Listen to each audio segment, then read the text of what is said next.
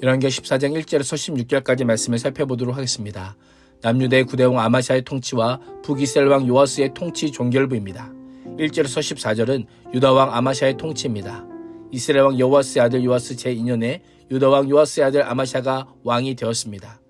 당시 고대 군동의 일반적인 왕의 등극 연대는 최강국 아수르 왕의 통치 연대를 사용하여 나타내었습니다. 그러나 열왕기 저자는 유다와 이스라엘 왕의 등극 시 남유다는 북이스라엘을, 북이스라엘은 남유다의 왕의 통치 연대를 기록하고 있습니다. 그 이유가 무엇일까요? 1차적으로는 유다 왕과 이스라엘 왕을 서로 비교하며 열왕기서를 읽도록 하고자 하는 의도가 있습니다. 더 중요한 것은 연대기적으로 서로 겹치게 언급함으로 유다와 이스라엘이 각기 분리된 개별 역사가 아니라 하나님의 구속 경륜 가운데 포함된 하나의 역사임을 강조하기 위함입니다. 아마샤는 25세의 청년으로 왕위를 물려받아 29년 동안 유다를 다스립니다. 유다 왕의 등극을 소개할 때 요람과 아하스를 제외하고 모두 왕의 어머니의 이름과 그 출신을 언급합니다. 아마샤의 아버지 대신 어머니의 이름을 언급함으로 혁명으로 여러 차례 왕조를 격변을 거듭은 북이스라엘과는 달리 유다에는 다윗 왕조가 계속 있음을 넌지시 알려줍니다. 아마샤의 모친은 예루살렘 출신으로 그 이름은 여호와 앗단으로 여호와께서 기뻐하신다, 여호와 하나님은 기쁨이라는 뜻입니다. 신앙적인 이름을 가진 자로 아들 아마샤가 하나님 보시기에 정직하게 행하는 데 큰 영향을 준 것으로 보입니다. 3절 상반절은 아마샤가 여호와 보시기에 정직히 행하였으니 라고 합니다. 정직히 행했다는 것은 신앙적으로 윤리적으로 올바를 뿐 아니라 하나님의 율법을 준수했음을 의미합니다. 다른 왕들에 비해 비교적 정직히 행하였던 것입니다. 그러나 성경은 두 가지를 지적합니다. 첫째, 그의 아버지 요아스가 행한 모든 것을 다 행했으며 조상 다윗과 같지는 않았다라는 겁니다.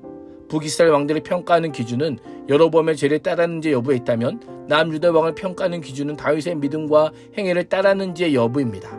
북이스라엘 왕들에는 부정적 기준이 남유다 왕들에게는 긍정적인 기준을 제시하며 남유다 왕들에 대한 하나님의 기대가 훨씬 컸음을 알 수 있습니다. 아마샤는 즉위 초기에는 비교적 정직하게 행했지만 후반에는 우상숭배에 빠졌고 이를 책망하는 선지자를 멸시하였습니다. 마침내는 무리한 전쟁을 감행하여 크게 패하고 자신이 포로가 되는 수치와 치욕을 겪게 됩니다. 이런 행위는 모두 부친 요아스가 행했던 죄였습니다. 그는 여호와에 대한 온전한 마음을 갖지 않으므로 다윗만큼은 하지 못했음을 지적하고 있습니다. 둘째, 오직 산당들을 제거하지 않았습니다. 산당은 중앙성소, 즉 성전이 있었음에도 불구하고 비정상적인 방법으로 하나님을 예배하는 장소들을 가리킵니다. 이곳에서 이방신앙과 여호와신앙을 호방시킨 죄가 행해지고 우상숭배와 잘못된 예배를 조장하곤 했습니다. 이 또한 부친 요아스가 지적받는 것입니다. 산당은 유다 왕들의 최대 아킬레스건입니다. 우리도 신앙생활을 잘하는데 끝내 버리지 못하는 잘못된 버릇이나 신앙의 습관이 있습니다.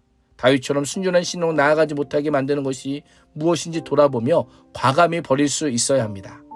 아마샤는 부왕을 배신하고 죽인 신하들이 자신의 왕권마저 위협할 수 있기에 색출하여 처형합니다. 반역자들은 처단하지만 부모의 죄 때문에 자녀를 죽이지 말라는 율법에 따라 그 자녀들까지는 죽이지 않습니다.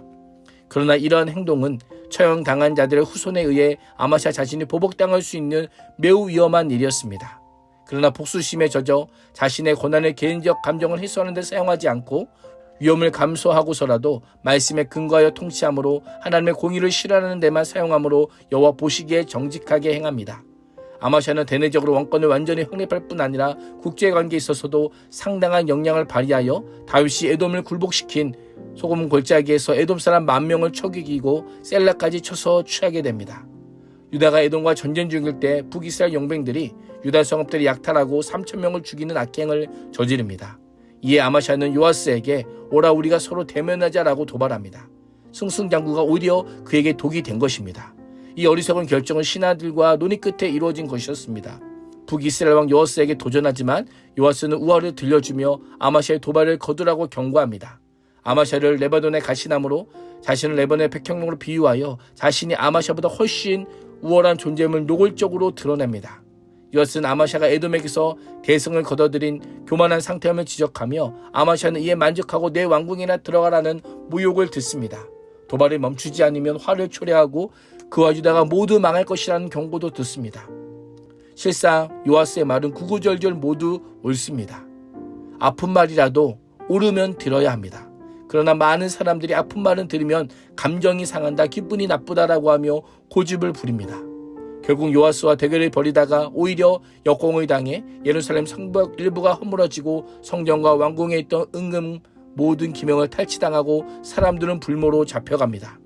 북이스라엘 왕과 백성들은 하나님과 성전에 대한 경외는 물론 유다 백성에 대한 긍휼도 없었습니다. 이 모든 것은 에돔을 이긴 데서 비롯된 교만이었습니다. 교만 때문에 어제의 승리의 환호가 하루아침에 수치와 조롱의 신음으로 바뀌고 만 것임을 우리는 꼭 기억해야 합니다. 15절과 16절은 북이스라엘 왕 요아스의 통치 종결부입니다. 북이스라엘 12대 왕 요아스의 사망 공식과 함께 요아스의 뒤를 이어 여로보암 2세가 새로운 북이스라엘 왕으로 등극합니다.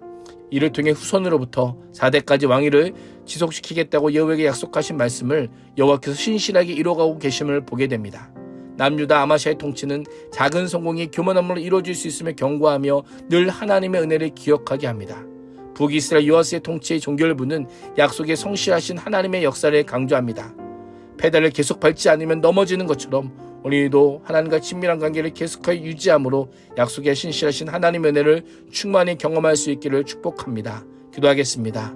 하나님, 오늘 하루도 온전한 신앙을 향해 말씀과 기도의 페달을 계속하여 밟게 하시고 교만과 반쪽짜리 신앙의 걸림돌에 걸려 넘어지지 않게 하여 주옵소서. 예수님의 이름으로 기도합니다. 아멘.